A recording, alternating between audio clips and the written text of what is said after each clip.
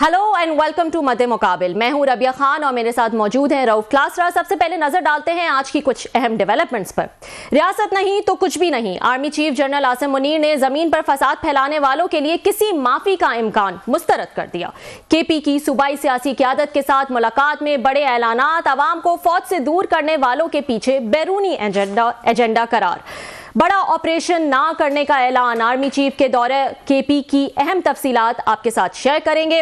इसके अलावा पीटीआई ने हुकूमत को दबाव में लाने के लिए नया प्लान बिछा दिया। बानी पीटीआई ने इंटरनेशनल ह्यूमन राइट्स कमीशन को पाकिस्तान में इंसानी हुकूक की खिलाफ वर्जियों पर खत लिखने का हुक्म दे दिया। बैरिस्टर अली जफर को खत की तैयारी का टास्क दे दिया। फैसल चौधरी ने इंकशाफ कर दिया।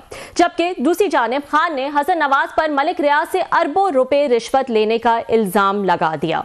और इस्लामाबाद को डाकुओं ने घेर लिया। आम आदमी के साथ सेनेटर्स भी गैर महफूज डकैती वारदातों पर सेनेटर इरफान सिद्दीकी ने सिक्योरिटी इदारों की नाअहली का पोल खोल दिया। E11 रहने के काबिल ना रहा। शीशा cafe, massage centres, drug mafia के हवाले से सेनेटर पलवशा खान ने बड़े राज खोल दिए।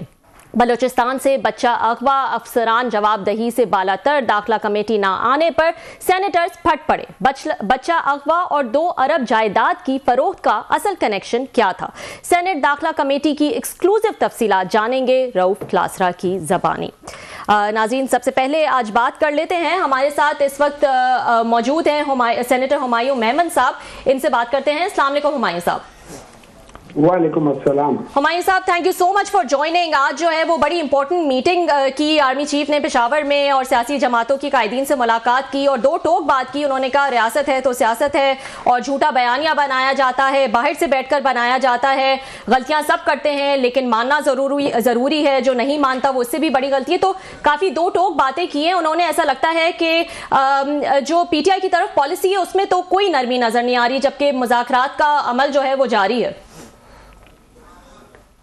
देखिए, इस तरह है कि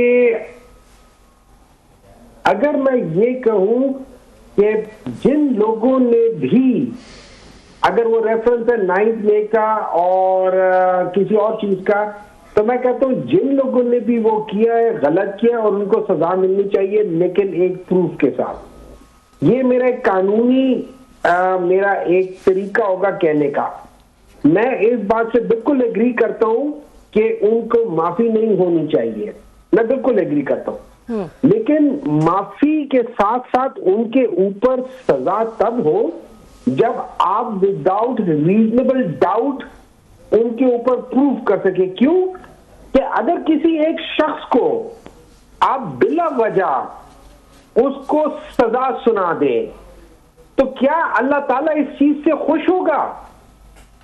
जब हम इन चीजों को बात करते हैं चीजों के, तो हमें देखना पड़ेगा कि असल चीज क्या है और हमें उस लिहाज से इसको देखना पड़ेगा, फिर हमें इसके ऊपर डिसीजन लेना पड़ेगा। ठीक है हुमायूं साहब, ये बताएगा, ये मुज़ाकरात का सिलसिला जो है वो तो चल ही रहा है। आप लोग बार बार सीबीएम मेजर्स की बात करते हैं, दोनों साइड से ही सीबीएम मेजर्स की बातें होती हैं, लेकिन चेयरमैन सेनेट के प्रोडक्शन ऑर्डर जारी करने के बावजूद भी सेनेटर एजाज चौधरी जो है उनको वो पेश नहीं किया गया। आपके ख्याल में ये एक सीबीएम मेजर जो है वो लिया जा सकता था? देखिए, अगेन अगर वो कहते हैं ना, अगर दिल भी ना चाहे तो बातें हजार हैं। अगर आप कोई सही मानों में इस मुल्क के लिए, इस वक्त आप पाकिस्तान तहरीक इंसाफ को भूल जाए, PMLN को भूल जाए, पीपल्स पार्टी को भूल जाए, बाकी पॉलिटिकल पार्टी को भूल जाए, आप देखें इस वक्त प्रॉब्लम जो है वो पाकिस्तान को है। पाकिस्तान के अंदर पॉलिटिकल स्टेबिलिटी नहीं है और चूंकि वो बेस है उसकी वजह से इकोनॉमिक स्टेबिलिटी भी नहीं है और उसकी वजह से ये दहशतगर्दी और ये महंगाई, ये सारी चीजें और ज्यादा जाल बिछा रही हैं। तो इस मुल्क को स्टेबिलिटी लाने के लिए पाकिस्तान तहरीक इंसाफ अपने 2 मेजर पॉइंट से पीछे हटी है। एक कि हमारा चोरी हुआ मैंडेट हमें वापस करो, हम लोगों ने उसको फिलहाल शेल्फ किया हुआ है कि हम इसका बाद में बात करेंगे क्योंकि पाकिस्तान की स्टेबिलिटी की बात है।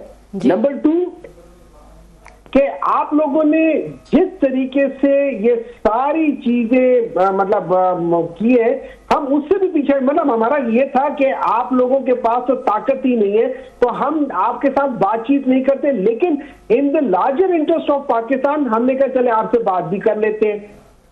अब लॉ ये कहता है, मैं CRPC 497 सब क्लॉज 1 ये कहता है कि कोई खातून, कोई बीमार आदमी या बच्चा हो तो उसके ऊपर किसी किस्म का भी केस हो, उसको बेल मिल सकती है। इसके ऊपर जजमेंट है सुप्रीम कोर्ट की।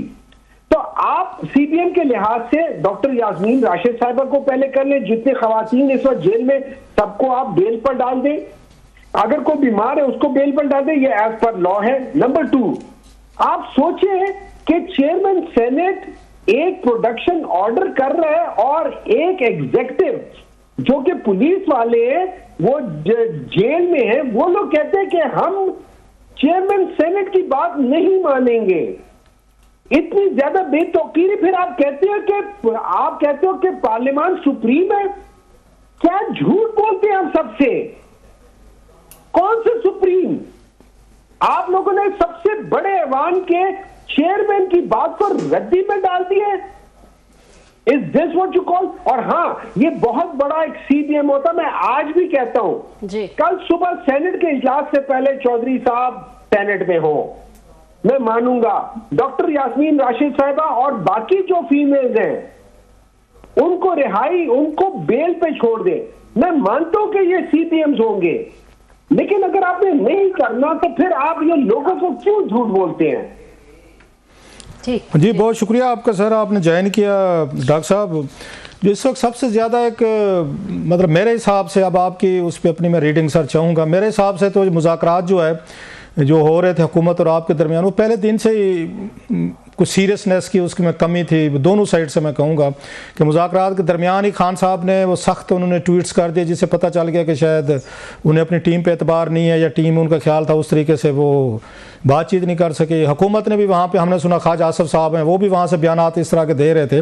तो आप तो दोनों इन मुज़ाकरात के हवाले से कोई बस सीरियसनेस नज़र नहीं आ रही थी, और लग रहा था तीनों जो हैं, हमारे इस्टेब्लिशमेंट हो, इमरान खान साहब हों या हुकूमत, वो ट्रंप साहब का वेट कर रहे हैं कि 20 को वो आते हैं, वो क्या बयान देते हैं, उसके मुताबिक तीनों पार्टीज जो हैं अपना अपना स्टांस बनाएंगी। Is it so? आपको भी ऐसे लगता है कि नहीं, PTI ये ज़्यादा सीरियस थी, हुकूमत या फौज सीरियस नहीं थी? देखिए रऊफ साहब, आप मुझसे बहुत ज्यादा गहरी नजर रखते हैं इन चीजों के ऊपर। मैं ये समझता हूं कि ये जो वेट हो रहा है, ये ट्रंप का वेट नहीं हो रहा जी। मेरी नजर में ये उस कमीशन का वेट हो रहा है जिन्होंने बाज लोगों को वो एक्स्ट्रा जो तानियाती हो रही है वो हो रही है, ताकि हम लोग मैनिपुलेशन आराम से कर सके। मेरी नजर में वो चीज है, मेरी नजर में उस लिहाज से इस चीज को डिले किया जा रहा है। बाकी रह गई बात जो आप कह रहे हैं ना, मैं आपसे एग्री करता हूं किसी हद तक कि ये शुरू से ही गलत था, और उसकी वजह ये थी कि ये सिर्फ हुकूमत जो है ना टाइम बाय करना चाह रही है। उनको पता है इस केस में 190 मिलियन पाउंड के केस में कुछ भी नहीं है, इसमें खत्म हो जाना है बिल्कुल उसी तरीके से जैसे इद्दत का केस खत्म हो गया था। लेकिन they want to manipulate it in another way. अच्छा, अब उसमें ये याद रखें, ये रिस्पॉन्सिबिलिटी हुकूमत के ऊपर ज्यादा आती है। आप एंकर में बैठे हुए, आपके ऊपर मुझसे ज्यादा जिम्मेदारी है इस प्रोग्राम को सही कंडक्ट करने में, मेरे ऊपर उतनी नहीं है। हाँ, मैं कोशिश करूंगा कि मैं जैसे आप रिस्पॉन्ड कर रहे हैं, मैं उसी तरीके से उसी लहजे में आपसे बातचीत करूं। Very true sir. हुकूमत को यह चाहिए था। क्या मसला था कि अगर हम लोग कह रहे थे कि भाई हमने इमरान खान से बातचीत करनी है, भाई करने दो हमें बातचीत। किस बात का मसला था? बजाय संडे को खोलने के यही काम आप पहले दिन कर देते। जरूरी है कि 2 जूते खाएं और उसके बाद वही काम करें।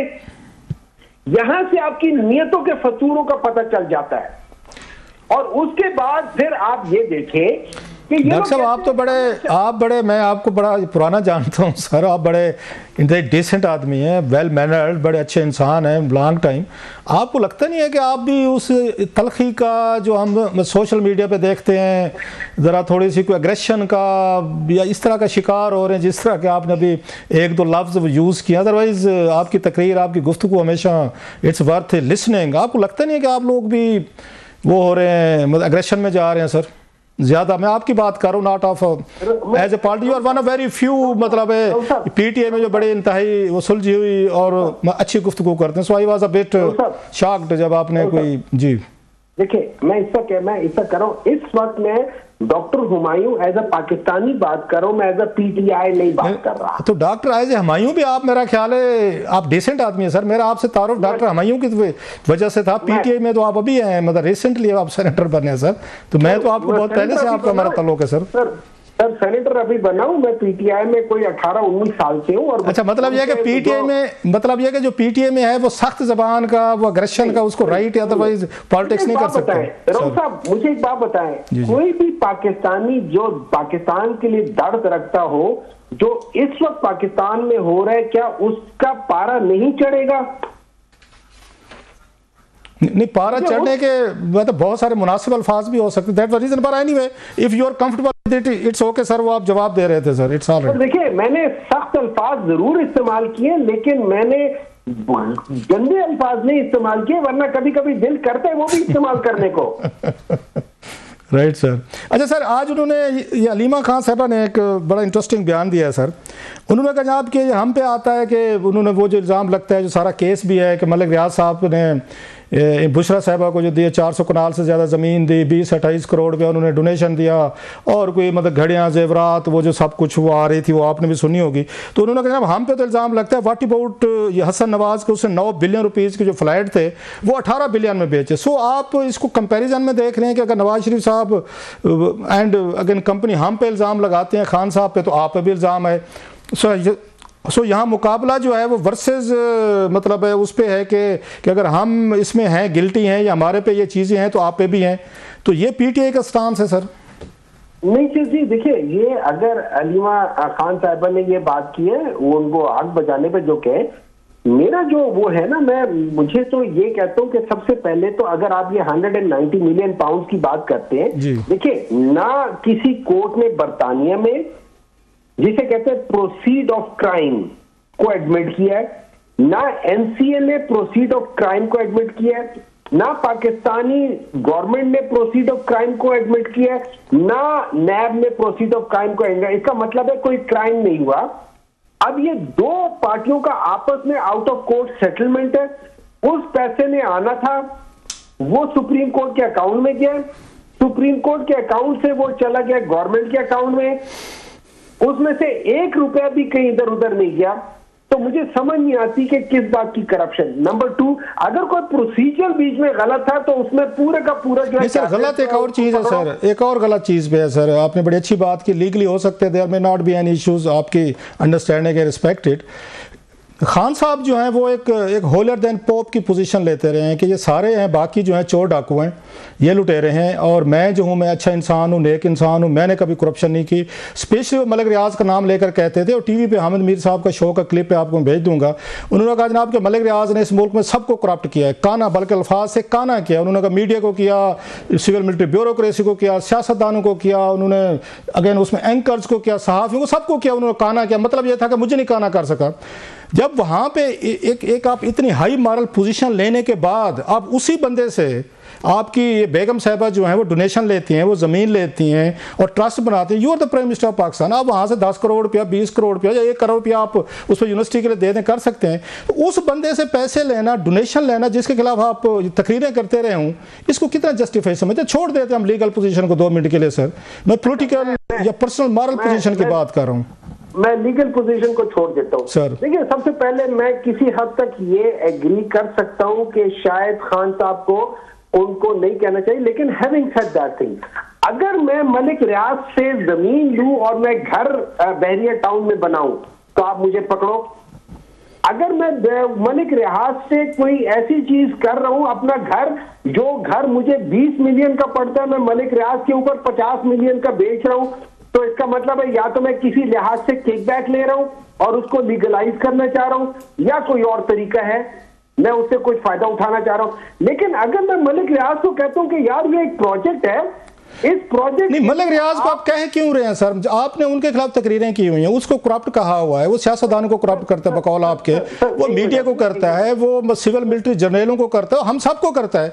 तो इमरान खान साहब ऐसे बंदे से क्यों पैसा ले रहे हैं जिन पे इल्जाम है वो लैंड ग्रैबर्स हैं, लोगों के साथ ज्यादतियां करते हैं, जमीनों पे कब्जे, बला बला, ये तकरीरें हैं खान साहब की सर। तो उससे प्राइम मिनिस्टर ऑफ पाकिस्तान क्यों ये मांग रहा है कि मुझे पैसे दो? सर साहब मेरी बात सुन लें, इमरान खान अपने लिए कुछ नहीं मांग रहा, इमरान खान ने कहा है कि यार देखो आप जैसे मर्जी भी होगे, आप ये एक प्रोजेक्ट है, इस प्रोजेक्ट में हमने लोगों को तालीम देनी है कि हमारे जो आबा थे वो इल्म के मोती थे, आप उनसे सबक सीखने के लिए उनकी जाती जिंदगी और जिस तरीके से वो मैनेजमेंट करते थे, गवर्नेंस करते थे, वो करने के लिए आपके लिए हम एक यूनिवर्सिटी बना रहे हैं, आप उसके लिए डोनेशन। ये बताइए सर, मलिक रियाज जो है सर, मैं मलिक रियाज साहब के पास जाता हूं कि मैं यूनिवर्सिटी बनाना चाहता हूं, मैं कोई इदारा बनाना चाहता हूं, मुझे पैसे देंगे वो? सर हो सकता है आपको दें, जरूर। चले आपने मेरे साथ चलना है सर जी, याद करके, और इतने ही पैसे लेके देने हैं जितने उन्होंने मुझे लेकर गए तो वो नहीं देंगे आपको, शायद देंगे, मुझे देकर नहीं देंगे। चलें sir ji, thank you very much brother, very kind sir, thank you so much Humayun साहब फॉर जॉइनिंग अस। वक्त हुआ एक ब्रेक का, ब्रेक के बाद बड़ी अहम कुछ तफसीलात हैं जो हम जानेंगे क्लासरा साहब से। दाखिला सेनेट दाखिला कमेटी में क्या कुछ हुआ, इस हवाले से बात करेंगे आफ्टर दिस शॉर्ट ब्रेक।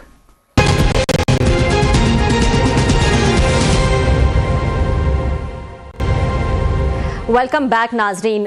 कुछ अहम बातें आज जो है वो डिस्कस हुई सेनेट दाखिला कमेटी में, उठाए गए कुछ इंपॉर्टेंट टॉपिक्स, उनकी डिटेल जो है वो हम जानेंगे क्लासरा साहब से। क्लासरा साहब, काफ़ी सारे इश्यूज जो हैं वो डिस्कस हुए, कुछ क्या तफसीलात जो हैं वो? आज बड़ी अहम मीटिंग थी ये सेनेट की दाखिला कमेटी की। पहले मैंने माजरत करनी थी लेफ्टिनेंट जनरल अब्दुल कयूम साहब से, हमने उनको आज शो में लेना था, बस थोड़े से टॉपिक्स को इस तरह के आ गए, मैंने कहा हमारे भाई हैं, बड़े नाराज़ नहीं होंगे, मैं कल उनसे रिक्वेस्ट करेंगे, कल उनको लेंगे हम, और बहुत सारे इंपॉर्टेंट इशूज़ हैं जिन पे उनके जनरल साहब की हमें ओपिनियन चाहिए होती है। बड़ी वाइज, बड़ी सुलझी हुई गुफ्तगू करते हैं जनरल साहब से। मेरी माजरत आज ज़रा थोड़ा सा हमने उनसे रिक्वेस्ट की थी और बाद में हमें वो करना पड़ा।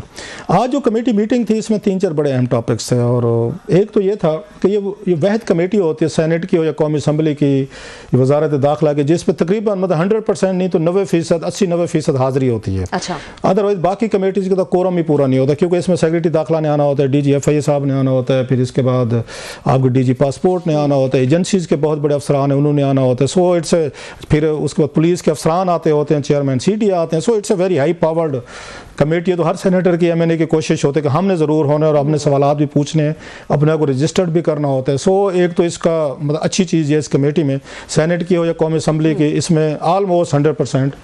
और फिर टॉपिक्स क्योंकि इसमें बड़े अहम होते हैं, लॉ एंड आर्डर से रिलेटेड होते हैं और लोगों की ज़िंदगी को अफेक्ट कर रहे होते हैं, लिहाजा उसकी डिस्कशन भी बड़ी अहम होती है। आज जो सबसे बड़ा अहम इशू था, एक ये था कि वहाँ बलूचिस्तान पे ब्रीफिंग होनी थी और वहाँ पे चीफ सेक्रेटरी साहब और IG साहब को बुलाया गया था कि आप तशरीफ लें, और मोस्टली जो सेनेटर्स जो हैं, अगर मैं गलत नहीं कह रहा, 3-4 जो हैं वो बलूचिस्तान से भी हैं, 2 एक ख़वातीन हैं और 2 एक मेरा ख्याल है या 3 जो हैं वो सेनेटर्स जो ये मेल भी हैं। इशू भी बड़ा अहम था, वेरी सेंसिटिव, कि एक लड़का 12 साल का वहाँ से स्कूल जाते हुए वैन से उसको अगवा किया गया, 2 महीने हो गए, अभी तक वो रिकवर उसको नहीं कराया जा सका। ऑफ कोर्स पेरेंट्स के लिए इट्स अ वेरी हाई एक ट्रॉमा है कि बच्चा है, तो उसका कोई पता भी नहीं चल रहा था, अब तक कोई खबरें भी सामने नहीं आ रही थी कि हुआ क्या है। यही सुना है जी बच्चा अगवा हो गया 2 महीने से, हालांकि बलूचिस्तान जो है वो तो आपको पता है इस वक्त पूरे का पूरा, अगर हमारी मतलब एस्टेब्लिशमेंट भी उसको देख रहे हैं, हमारी एजेंसीज भी देख रहे हैं, बड़ा पूरा आपका फोकस है, उसके बावजूद भी नहीं पता चल रहा। आपका सूबाई आपके वसाइल हैं, आपके पास ये फेडरल के आपके वसाइल हैं, तो फिर भी नहीं पता चल रहा कि बच्चा 2 महीने से वो गायब है, किधर गया। अच्छा, फिर उसके बाद चीफ मिनिस्टर साहब बैठे हुए हैं वहाँ पे, अगर उनकी तरफ से भी कोई सच कोई बात नहीं आ रही कि सामने आनी चाहिए थी। तो पता ये चला कि आज वो चीफ सेक्रेटरी साहब जो हैं और IG साहब वो मीटिंग में नहीं है। अच्छा। तो जिस पे वो बहुत सारा रोला पड़ गया, वो कमेटी के सेनेटर साहबान जो है वो बड़े उस पर नाराज़ हुए कि इतना बड़ा अहम इशू है और वो IG वगैरह जो नहीं है, तो इस पे 5-10 मिनट साहब से नाराज़गी गुस्से का इजहार किया कि उनके अदम मौजूदगी में। एक चीज़ की मुझे समझ नहीं, और इन्होंने इस टॉपिक को टेकअप नहीं किया, बच्चे वाला टॉपिक को। उसमें साफ ज़रा अफसोस का इजहार तो किया गया कि देखें जी कि इनसेंसिटिविटी है कि IG साहब हूँ, चीफ सेक्रेटरी हूँ, लॉ इन्फोर्समेंट एजेंसीज हूँ, पेरेंट्स को उनको कोई ख्याल नहीं है, मीटिंग में नहीं है, हमें कोई समझते नहीं है। उन्होंने एक ऑफर की जो मुझे थोड़ा सेनेटर्स पे इंतहा माजरत के साथ I, lot of respect for them, मुझे अफसोस भी है, दुख भी है। एक टेक्नोलॉजी, नई टेक्नोलॉजी आ गई है, मतलब अदालतें भी उसी टेक्नोलॉजी को यूज़ करें। आप कौन सी सदी में रह रहे हैं, मतलब प्रिंटिंग एज की, वो जैसे हिंदुस्तान में उन्होंने प्रिंटिंग प्रेस नहीं लगने दिया था ना मुगलों ने, कि लोग जॉबलेस हो जाएंगे, काते वगैरह, उसी तरह का तरीका हम इख्तियार कर लें। उन दोनों अफसरान ने कहा कि इस वक्त वहाँ पे प्रॉब्लम है, लॉ एंड ऑर्डर की सिचुएशन है, रोड्स बंद हैं, वहाँ पे आपने देखे होगा ट्रक वगैरह, वहाँ पे इशूज़ हैं, हम नहीं आ सकते, आप हमें जूम पे ले लें, वीडियो पे ले लें। And they refused. मतलब मेरी कोई थोड़ी सी वैस होती, कोई एक सेनेटर भी ये नहीं देखता कि जनाब आप लोग इतनी बड़ी इंपॉर्टेंट मीटिंग हो रही है, बच्चे का मसला है, वो लोग वीडियो पे आने चाह रहे हैं, आप उनसे ज़रूरी है कि वो वहाँ से क्वेटा से फ्लाई करके आए, आना चाहिए उन्हें, मैं ये नहीं कह रहा नहीं आ सके फॉर वट एवर रीजन, कोई इशू है, वो वीडियो लिंक पे आना चाह रहे हैं, आप बात करना चाहते, कम अज़ कम उनकी बात तो सुन लें। इतनी बड़ी मीटिंग हो रही है, आप लोग गए हैं, आपको अलाउंसेस मिलते हैं, मतलब हम लोग गए हैं, बाकी पूरे का पूरा उस पैसे खासे पैसे लग रहे हैं, आप उनको उस बच्चे के हवाले से पूछ लें कि जनाब हमें ब्रीफ करें, आप वीडियो लिंक पे ब्रीफिंग ले लें, कम से कम वो इंक्लूड हो जाते हैं ना, इंक्लूड हो जाते, और हमें तो पता चलता है कि बच्चे का मसला क्या है। भाई आप जो इतनी ज्यादा कंसर्न का इजहार कर रहे हैं, जो जेन्युइन कर रहे हैं, आपके हार्ट में बहुत ज्यादा केयर है, होनी भी चाहिए, I was impressed as well, तो आप उनको सुनने को क्यों तैयार नहीं है? मतलब चीफ सेक्रेटरी साहब अगर वीडियो लिंक पे आ जाए, आपके आईजी साहब आ जाए, आप थोड़े से उनसे पूछ लेते, कुछ वो बताते, को केस का पता तो चलता कि 2 महीने से बच्चा रिकवर क्यों नहीं हो रहा।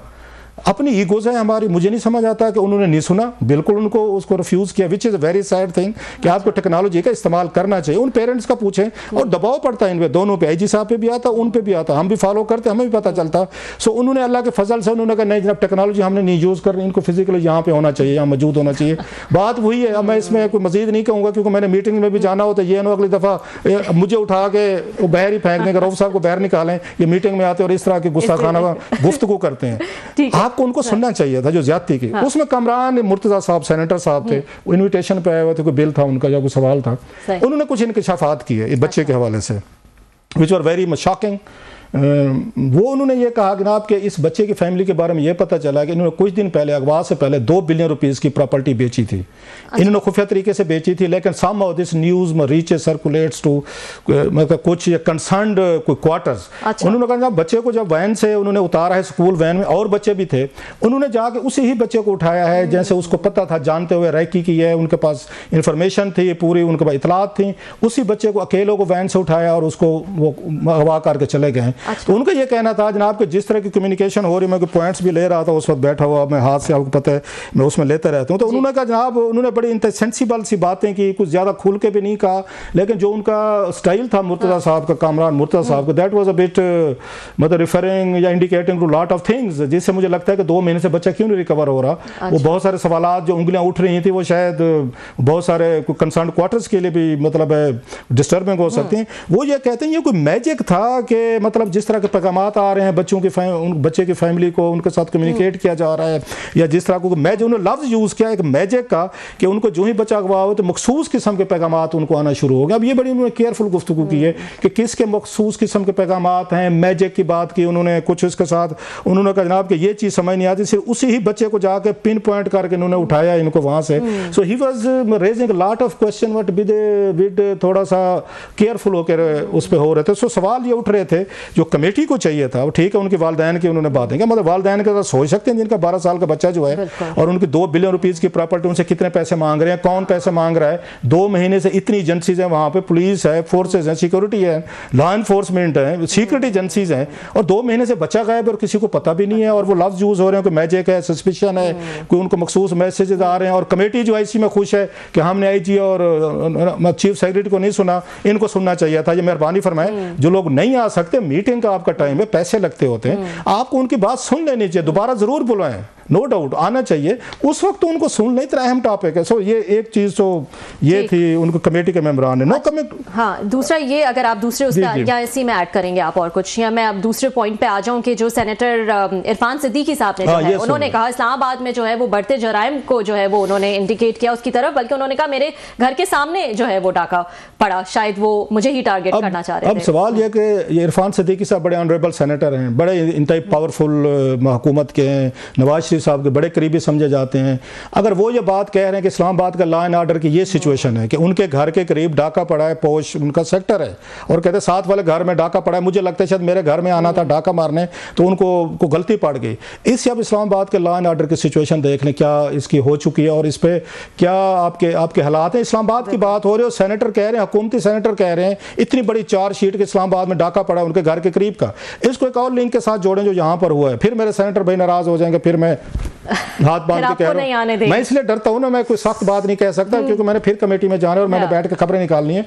उन्होंने जनाब एक आजकल एक नया थोड़ा कल्चर शुरू हो गया है कि वो जो लोगों की वो सिफारशात है ना, वो सेनेटर के ज़रिए वो इंटीरियर मिनिस्ट्री तक पहुंचना शुरू हो गई हैं। हर दफ़ा कोई ना कोई सेनेटर जो है उनके पास कुछ ना कोई लोग पहुंच जाते हैं और जिनकी ऐसी डिमांड्स होती हैं जो चेयरमैन CDA से उन्होंने काम निकलवाने होते हैं या उन्होंने फिर इंटीरियर मिनिस्ट्री से निकलवाने होते हैं या दीगा। अच्छा ठीक है, पब्लिक का राइट बनता है वो पहुँचे, लेकिन बाज़ दफ़ा ऐसी चीज़ें कही जाती हैं और दबाव डाला जाता है। वो चेयरमैन CDA जो है मोहम्मद अली रंधावा साहब हैं, इस quite very reasonable sensible guy I must say. मैंने तो उनको सुना है कमेटी में, मेरी पहले तो कोई ऐसा उस पर मुलाकात नहीं थी। DGFIA साहब जब आते हैं, इसाक जहांगीर साहब, कुछ उनसे रिलेटेड हैं। अब लास्ट कमेटी जो कौमी असम्बली की थी उसमें ज़्यादा जो है वो हाउसिंग सोसाइटीज़ वाले थे, वो अपनी एक लॉबिंग करके आते हैं, वो फिर दबाव डालते हैं चेयरमैन साहब पे, उस पर CDA पे डलवाते हैं, फिर उनको बातें सुनाई जाती हैं कि इस्लामाबाद को खुला छोड़ दें। बस चेयरमैन CDA ने एक बात की, उन्होंने रंधावा साहब ने, उन्होंने इस्लामाबाद का मास्टर प्लान दोबारा बनवाने के लिए बाहर से फॉरेन एक्सपर्ट ले रहे हैं, पूरा उनको मेंबर पड़ गए। आप बाहर से मंगवाएंगे, उनको पैसे देंगे, किसी को आपका कोई लेन देन है, कोई आपका कमीशन है, आप यहाँ से लोकल से बनवाओ। भाई साहब, ये लोकल की सारी हाउसिंग सोसाइटीज़ बनाई गई हैं, आपके नहीं लोकल के ये शहर बने हुए, जो शहरों का हिसाब बर्बादी तबाही हुई है ना, वो हमारे सामने। इस्लामाबाद को एक फॉरेन एक आर्किटेक्ट ने, जो आर्किटेक्ट है तो उसी ने बनाया था। ये एक आपका खूबसूरत शहर है, कैपिटल है। वो चाह रहे थे कि नहीं, ये लोकल आर्किटेक्ट को दें, वो आपको मास्टर प्लान दे के आपको बना के दें, जिसपे उस पर रंधावा साहब ने उनको समझाने की कोशिश की कि सर ये आपका डिफरेंट किस्म का ये शहर है, मुख्तलिफ है, इसके लिए हमें फॉरेन एक कंसल्टेंट चाहिए जो आके इसको पूरा देखे, नए सिरे से हमें मास्टर प्लान देखे। उन्होंने कहा नहीं, उनकी शामत आ गई। बिल्कुल शामत है, और हर दफा शामत है। प्लस उन्होंने कहा जनाब यहाँ पे जिसके पास पहाड़ है, जिसके पास नदी है, नाला है, कुछ जहाँ घर बनाना चाहते हैं उसकी जमीन है वो खड़ी कर दे। आप कौन होते पूछने वाले, उनको NOC दें, वो बेचें, पूरा इस्लामाबाद की सराउंडिंग देखें।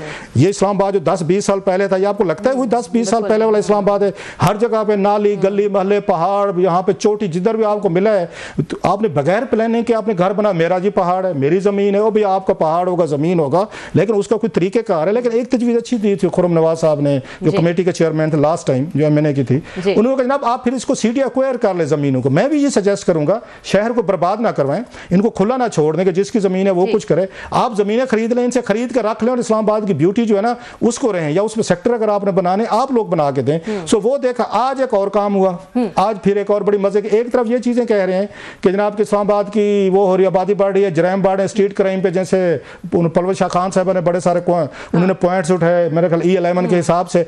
आज वो एक और डिमांड लेकर आ गए वो सेनेटर, ये जो सेनेटर्स, और वो क्या है, जिस पे उन्होंने फिर CDA चेयरमैन को घेर लिया। अब CDA चेयरमैन बेचारे का बस नहीं चलता, वो मीटिंग से आने से इनकार कर दें, नहीं आते तो उनको रगड़ा लगता है, आते हैं तो ऐसी ऐसी डिमांड्स उनको पेश की जाती हैं जो मैं समझता हूँ ज़ाती तौर पर आई में भी रंग मई मतलब व्यू कि जो इस्लामाबाद शहर की ब्यूटी, इसका नज़्म ज़ब्त, इसकी आबादी, पॉपुलेशन उसके लिए ठीक नहीं है। वो चाहते हैं कि it should be free for all.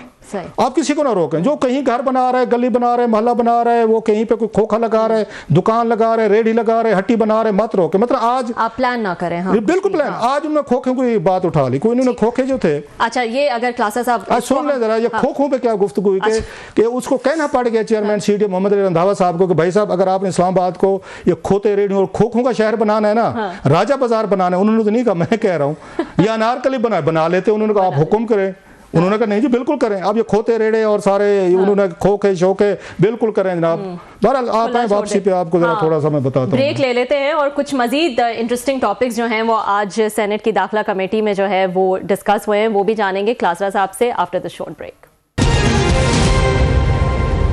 Welcome back नाजरीन। ब्रेक पे जाने से पहले हम बात कर रहे थे सेनेट दाखिला कमेटी में जो आज डिस्कशन हुई उसकी तफसीलात जो है वो क्लासरा साहब से जान रहे थे। क्लासरा साहब, एक और बहुत इंपॉर्टेंट चीज़ जो डिस्कस हुई वो है काला जादू करने वालों के हवाले से, और उसमें कहा गया कि उनके गिर्द जो है वो घेरा तंग किया जाए, उसकी क्या तफसीलात? काले जादू पे आते हैं, ये बड़ा अहम टॉपिक है और उसके साथ परवेज शाह साहब ने E11 के हवाले से बड़े अहम इंकशाफात किए, लेकिन खोखे रह गए दरमियान में। अच्छा, तो खोखा सबसे बड़ा इशू था, मसला था जो उठाया गया कमेटी मीटिंग में जनाब के खोखे, बहुत सारे खोखे थे। उन्होंने कोई बताया कि 500-600 लोग इसके साथ इन्वॉल्व हैं और आप लोगों ने कैंसिल किए हैं। तो चेयरमैन CDA रंधावा साहब ने बड़ी समझाने की तफसील से कोशिश की कि सर ये कैपिटल है, इसमें हम खोखा इसको नहीं बना सकते कि हर जगह खोखे दे दें, हर बंदे को मिल जाए।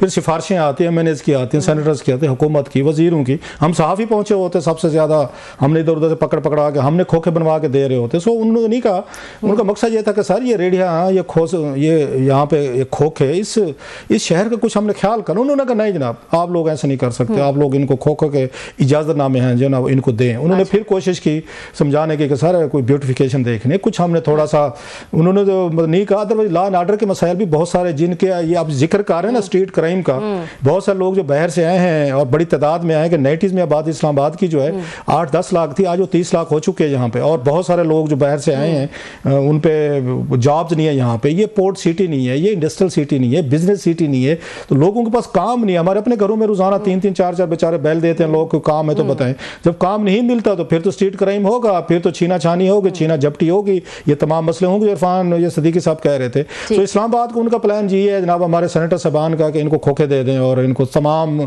शहर में जिसको भी खोखा चाहिए आप दे दें उनको। हमारे चेयरमैन साहब को देखते हैं कि रंधावा साहब इसका क्या हाल निकालते, नहीं निकालते तो ही इज अंडर फायर। तो इस्लामाबाद ऑलरेडी आप देखें कंजेशन का शिकार हो चुका, ट्रैफिक यहाँ पे नहीं है। आपने पहले इतने कैफे खोल दिए और एक एक जगह पे खोले, सुपर मार्केट में जाएं आप, वहाँ पे गाड़ियों की जगह नहीं रही। आप जनास ऊपर किसी भी आप मरकज में चले जाएं, किसी पे सीडी ने काम नहीं किया कि पार्किंग का आपने क्या करना है, लोगों को आपने कैसे अकोमोडेट करना है, गंदगी देख लें वो हमें नजर आती है। मार्केट्स में अब आप जा नहीं सकते, वो इस्लामाबाद जो खाली खाली आपको लगता था, अब जाके कहीं गाड़ी की पार्किंग उसमें ढूंढ कर, रीजन क्या बनेगा, सीडी ने जो गलतियां की हैं, ये तो मैं उनकी साइड ले रहा था। दूसरी देखें, एक ही जगह पे उन्होंने 4-4, 5-5 कैफे बना दिए, रेस्टोरेंट्स बना दिए और पार्किंग की जगह नहीं, उन्होंने रोड घेर लिए, डबल ट्रिपल पार्किंग हो गई है। सो उस एड्रेस को नहीं किया। ऊपर से वो कहते हैं कि नहीं जनाब, कि आप जो है ना, या खोखे भी आप दें और रेडियां भी दें, जिसका मैंने आपको बता दें भी, अब मतलब अब उनका हुक्म है तो आपको देना पड़ेगा।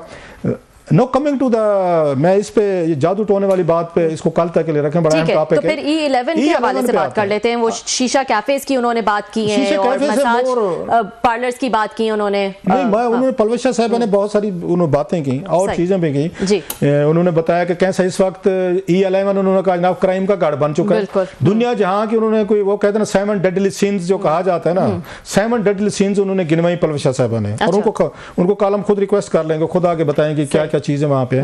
इससे ये लगता है कि इस्लामाबाद का E11 जो कितना पॉश सेक्टर समझा जाता है, वहां पे इस वक्त जो जराइम हो रहे हैं, जो इस वक्त की उन्होंने वो चीजें बताई हैं, ड्रग्स अवेलेबल हैं, असला अवेलेबल है, चोरियां, डाके, वहां पे नेम एनीथिंग। मैं और भी कोई 2-4 चीजें उन्होंने मसाज सेंटर के नाम पे बताया, मैं टीवी पे बैठ के नहीं बता सकता। सो कौन सी ऐसी बीमारी बुराई नहीं थी जो वहां पे मौजूद नहीं है। फिर उन्होंने वहां पे अखवान की बस्तियों का बताया कि वहां से कैसे क्राइम जो है ना इट्स पेनिट्रेटिंग यूनिवर्सिटी।